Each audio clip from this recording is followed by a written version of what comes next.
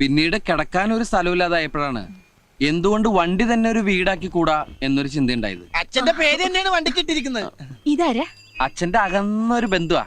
ആരും പണിയൊന്നും കൊടുക്കാത്തോണ്ട് എന്റെ കൂടെ കൂടിയിരിക്കാ. വല്ലതും തിന്നും കഴിച്ചു പോക്കട്ടെ ഞാനും വിചാരിച്ചു. അതെ, വായും വെള്ളമൊക്കെ ഫ്രീ ആയിട്ട് ഇട്ടോണ്ട് പിന്നെ ജീവിക്കാമല്ലോ. എന്താ മിസ്റ്റർ ഉണ്ണികൃഷ്ണൻ ജോലി?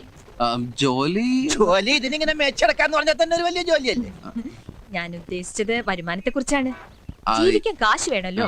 ബസ്സിന് ഡീസൽ അടിക്കണം, അതുപോലെ പിന്നെ ഇതിനധികം ഡീസലൊന്നും അടിക്കണ്ട. പാതി മുക്കാലും മാൻ പവറിലാ ഓടുന്നത്. മാൻ പവറിലോ? ഹലോ, ഈ കൈ കൊണ്ട് ഇങ്ങനെ തള്ളി തള്ളി അതാണ് ഈ മാൻ പവർ ബ്ലോക്ക് ആക്കി. അച്ഛന്റെ അകന്ന ബന്ധുവാണെങ്കിലും ആൾക്ക് തീരെ വിദ്യാഭ്യാസം വിവരമൊന്നും ഇല്ലേ. വിഡ്ഢിത്തിരെ പറയുള്ളൂ, തെണ്ടി. അത്യാവശ്യം ഓടുന്ന ബസ്സാണല്ലോ ഇത്. അത്യാവശ്യത്തിന് മാത്രം ഓടാറില്ല. നന്നായിട്ട് ഓടും. നല്ല പുള്ളിങ്ങുള്ള എഞ്ചിനാ. പിന്നെ പുള്ളിക്ക് ബാക്കിലേക്ക് പോയി. നീ ബസിന്റെ ബാക്കിലേക്ക് ബാക്കിൽ സദ്യ നടക്കണ്ട. ഞാനും പെടട്ടടാ. ഇയാള് പെടാണ്ട് എടുക്കാൻ പറ്റുമോ? കുറച്ച് ദാരിദ്ര്യം ഫീൽ ചെയ്യുന്നില്ലേ? മിസ്റ്റർ ഉണ്ണികൃഷ്ണൻ, ഒരു ഉപജീവന മാർഗമായിട്ട് ഈ വണ്ടി ഉപയോഗിക്കാമല്ലോ. ആ വഴിക്ക് എന്തെങ്കിലും ശ്രമം നടത്തിയിട്ടുണ്ടോ? ഉപജീവന മാർഗമായിട്ട് ഉപയോഗിച്ചിട്ടുണ്ടോന്ന് ചോദിച്ചാൽ ഞങ്ങൾ തീർച്ചയായിട്ടും ഉപയോഗിച്ചിട്ടുണ്ട്. അതായത് 2000 ജൂൺ മാസം 1-ാം തീയതിയാണ് ഞങ്ങൾ ഇവനെ ആദ്യമായിട്ട് ഉപയോഗിച്ചത്. അത് ഒരു ഓട്ടോ ഒപ്പിച്ചിട്ടുണ്ട്. കല്യാണ പാർട്ടിയാ. കാക്കനാടുന്ന് ആമ്പല്ലൂർ ശ്രീകൃഷ്ണസ്വാമി ക്ഷേത്രം വരെ 112 കിലോമീറ്റർ വരും. എന്നത്തേക്കാ?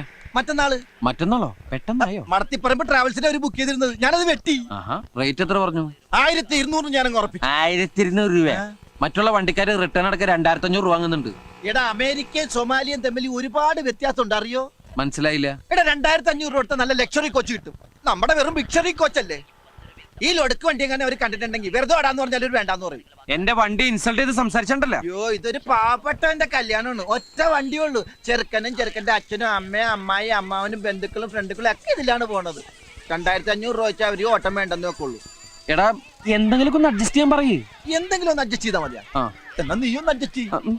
ഈ ഓട്ടം കഴിഞ്ഞിട്ടാണ് എന്റെ പാസ്പോർട്ട് ഒന്ന് ശരിയാക്കാൻ. പാസ്പോർട്ട് ഇതിന്ന് വല്ല മെച്ചം കിട്ടിയിട്ടാണ് വണ്ടിയുടെ ബ്രേക്ക് ഒന്ന് ശരിയാക്കാൻ. അപ്പൊ വണ്ടിക്ക് ബ്രേക്ക് ഇല്ലേ? ജീവിതം തന്നെ മൊത്തത്തിലൊരു കൈവിട്ട കളിയില്ലേ സുന്ദര. ചവിട്ടി നോക്കാം. അല്ല, വണ്ടി ഈ രീതിയിൽ നമ്മൾ എങ്ങനെ അങ്ങോട്ട് എഴുന്നള്ളിക്കും? നെറ്റിപ്പട്ടൊക്കെ കെട്ടിച്ച് ആന എഴുന്നള്ളിക്കൂലേ, അതുപോലെ എഴുന്നള്ളിച്ചാലാ. അതിനൊക്കെ ചെലവ് ഒരുപാടാവും. ചെലവ് ഒരുപാടാവും അല്ലേ? എടാ, വണ്ടിയുടെ ഓട്ടമുള്ള ഭാഗങ്ങളില് കൊച്ചു കൊച്ചു പൂക്കള്, കൊച്ചു കൊച്ചു ഇലകള് വച്ചടയ്ക്കുന്നു. സാധാരണ കല്യാണ വണ്ടിയൊക്കെ അലങ്കരിക്കില്ലേ, അതുപോലെ.